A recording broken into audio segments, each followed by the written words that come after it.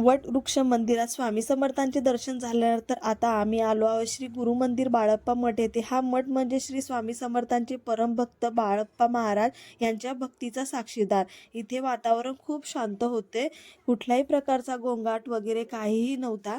तर श्री गुरु मंदिर बाळप्पा मठ अक्कलकोटमधील हे एक अतिशय शांत आणि महत्त्वाचं स्थान आहे। बाळप्पा महाराज हे श्री स्वामी समर्थांचे अत्यंत निकटचे व परमभक्त होते। स्वामी समर्थांच्या सेवेत, आज्ञेत आणि भक्तीत त्यांचं संपूर्ण आयुष्य गेलं असं सांगितलं जातं। या मठात जागोजागी आपल्याला श्री स्वामी समर्थांची पावले चिन्हे दिसतात।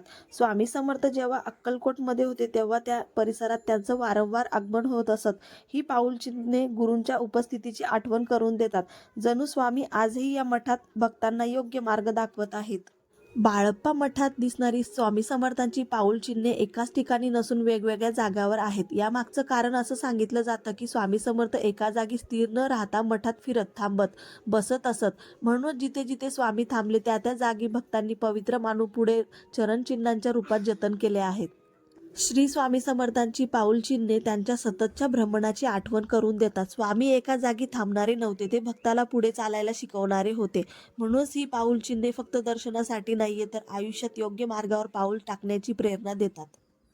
हे गुरु मंदिर अक्कलकोटमधील एक महत्त्वाचं आध्यात्मिक केंद्र आहे। इथे येणारे भक्त फक्त दर्शनासाठी नाही, तर स्वामी समर्थांच्या जीवनाचा, त्यांच्या शिकवणींचा अनुभव घेण्यासाठी येतात। गुरु मंदिरात स्वामी समर्थांचे खूप सारे फोटो दिसतात। हे सगळे एकाच अर्थासाठी नसतात, तर स्वामींच्या वेगवेगळ्या पैलूंना दाखवण्यासाठी ठेवलेले असतात। ध्यानस्थ स्वरूपातील फोटो स्वामींची तपश्चर्या, संयम दर्शवतात। उभ्या किंवा चालत्या रूपातील फोटो स्वामींचं अक्कलकोटमधील भ्रमण आणि भक्तांपर्यंत पोहोचणं दाखवतात। आशीर्वाद देणारे फोटो भक्तांना धीर, आधार आणि संरक्षणाची भावना देतात। बाळप्पा महाराजांसोबतचे फोटो गुरु शिष्य परंपरेचं महत्त्व दाखवतात।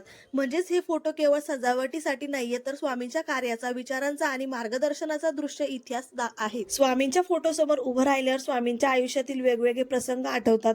गुरु आजही मार्ग दाखवत आहे अशी भावना मनात बळकट होते। प्रश्न विचारांपेक्षा स्वतःकडे पाहायला प्रेरणा मिळते। ध्यान, भ्रमण, आशीर्वाद या प्रत्येक रूपातून स्वामी आजही भक्तांना योग्य मार्ग दाखवत आहे अशी भावना इथे येते। त्यानंतर आम्ही बाजूलाच असलेल्या गौशालालाही गेलो। तिथे अगदी 1-2 दिवसापूर्वी जन्मलेलं आलेलं वासरू होतं। खरं सांगायचं तर मी नेहमी गाय असो किंवा वासरू थोडी घाबरतेच, पण यावेळी काय झालं माहीत नाही, मी स्वतःहून जवळ गेले, त्या वासराच्या डोक्यावरून हात फिरवला आणि त्या क्षणी मला खूप छान वाटलं। आता आमचा पुढचा प्रवास आहे तो गाणगापूरकडे। तो अनुभव पाहण्यासाठी पुढचा व्लॉग नक्की बघा आणि भेटूया नेक्स्ट व्लॉगमध्ये। बाय. श्री स्वामी समर्थ.